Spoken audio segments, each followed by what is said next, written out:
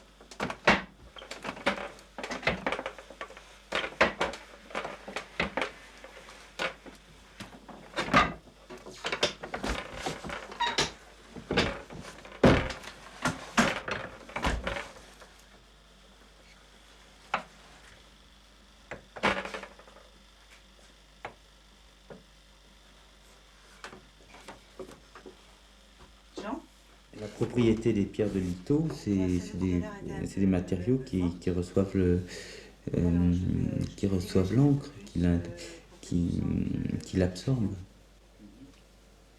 Tu retrouves cette histoire de rapport entre la surface et puis la pénétration de la surface.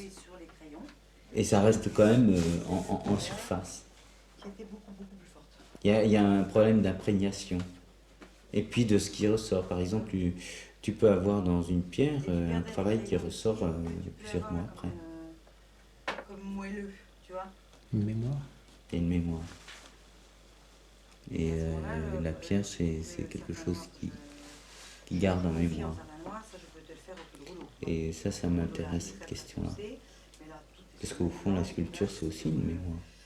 Pour te faire deviner les petits crayons qui peuvent être intéressants. Si tu veux garder ça, tu peux le garder. Ça tient.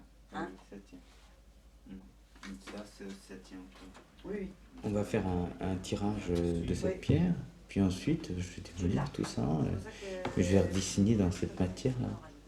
Je vais redessiner, c'est-à-dire que je vais complètement repartir sur un travail sur cette base-là, sur la base du travail que j'ai déjà fait. C'est-à-dire que je vais réinscrire, je vais regratter, je vais creuser, c'est-à-dire que je vais remettre en cause ce à quoi j'étais arrivé précédemment. Je remets en jeu, j'en fais autre chose, je travaille autrement. Je trouverai d'autres techniques. De toute façon, à mon avis, je ne peux que travailler en cherchant d'autres techniques, d'autres façons de faire. De renouveler mon rapport avec les matériaux existants. Donc de transformer le résultat visuel. Donc automatiquement d'agir sur le regard des gens. Le mien en premier.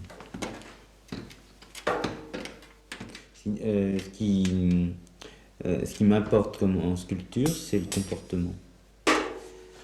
C'est un travail de comportement finalement.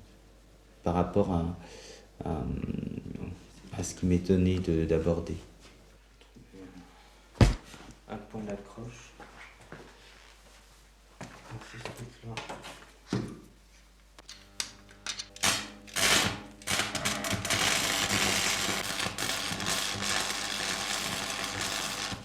D'ailleurs, je ne sais pas ce qui peut arriver à la sculpture. J'ai toujours peur qu'il tombe, qu'elle casse,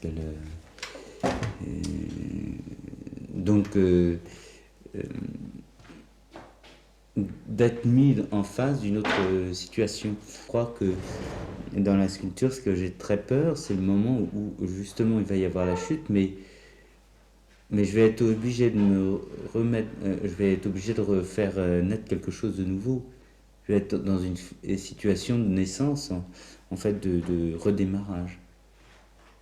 Et c'est peut-être cette phase finalement de la chute qui fait très peur parce que bon, y a l'atterrissage qui fait mal, quoi. C'est-à-dire l'entrée dans la vie, quoi, qui fait mal. Le rapport, c'est à nouveau être confronté à la vie, quoi.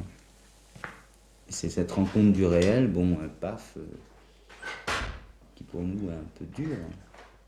Culture, c'est vraiment une volonté de se confronter à ce réel, et donc de se donner ce moyen-là, détourné pour pas en avoir directement à souffrir. Et c'est pas nous qui physiquement le vivons dans notre chair. Là, c'est la sculpture qui est pour nous, moi en tout cas pour moi, qui est le déplacement de. C'est comme un corps, une sculpture. Bon, c'est comme une colonne vertébrale.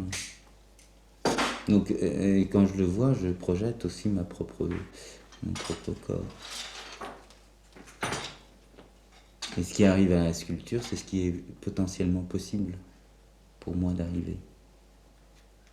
Et c'est cette projection-là qui fait peur, parce que y a une espèce de lien entre la vie et le symbolique. Et que finalement, on pourrait dire que c'est une lecture de ma propre symbolique à travers et donc de ce que je porte en moi, que je ne peux pas voir par moi-même, mais que je me donne la possibilité de voir en produisant la sculpture. Comme ça me plaît bien.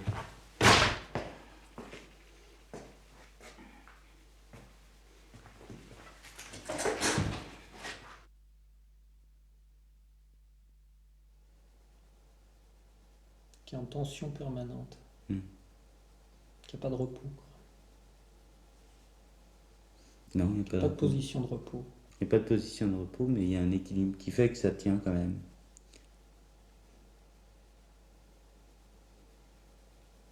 C'est-à-dire que d'une certaine façon, on n'a pas besoin du repos. C'est les tensions qui sont complètement nécessaires à l'existence. Sinon, la matière n'existe pas. S'il n'y a pas de tension, s'il n'y a pas d'énergie, il n'y a pas matière, il n'y a pas univers, il n'y a pas monde. On n'existe pas.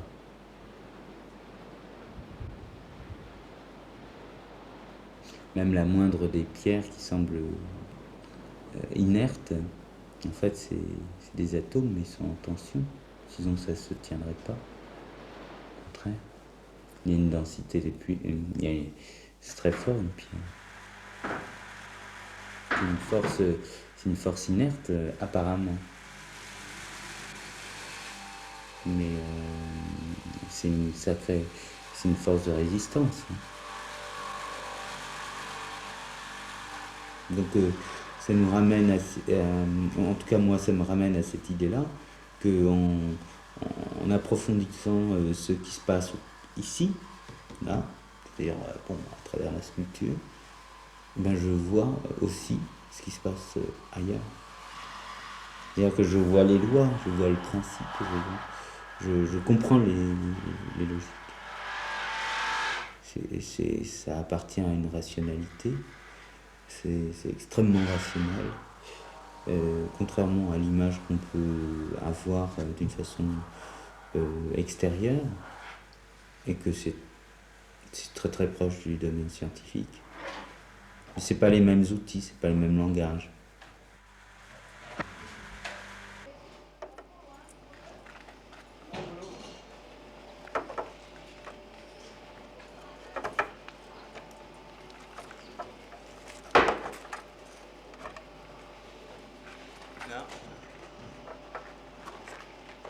obligé de t'opposer. C'est pas, tu peux ne pas le formuler, tu peux ne pas être dans cette préoccupation d'opposition, mais les autres te le rappellent, ils te le disent, alors, ouais, qu'est-ce que tu nous fais là? Où tu vas, où tu nous emmènes? On comprend pas, nous, hein. Alors tu vas arrêter ton micmac, hein, parce que franchement, ça nous fait peur, ça nous dérange. Ça, c'est quand les gens ont accepté d'avouer. Mais on va te dire, mais pourquoi tu fais pas ta soudure, que tu la nettoies pas, que c'est pas impeccable. Ça fait sale, hein, ça fait pas fini ton travail, là. Tu fais un truc impeccable, et puis là, on sent bien que tu t'es trompé, là, t'as pataugé, c'est mauvais, ça. Alors pourquoi tu laisses tes erreurs, tes ratés dans ton travail? On va te le formuler comme ça.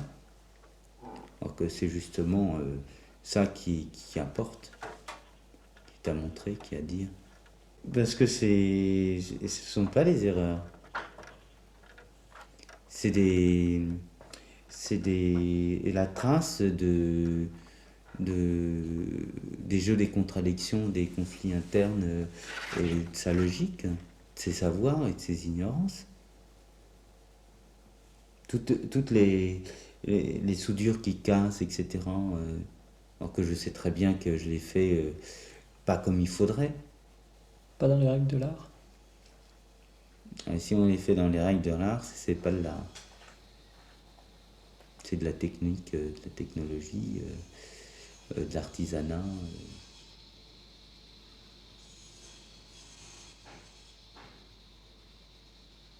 Ce qui m'a toujours intéressé, c'est une question de distance. La distance, je crois que ce qui est poli, c'est que c'est très loin. C'est comme quand tu regardes la mer, de près, il y a des vagues, mais si tu regardes l'horizon, il n'y a plus rien. C'est une immensité plane.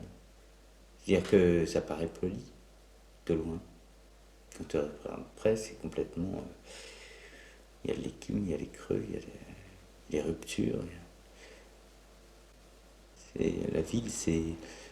La bonne éducation, c'est de polir les choses. C'est regarder les choses de loin. Mais en même temps, si on les regarde de loin, on n'y vit pas. On est dans le regard, on est dans la distance.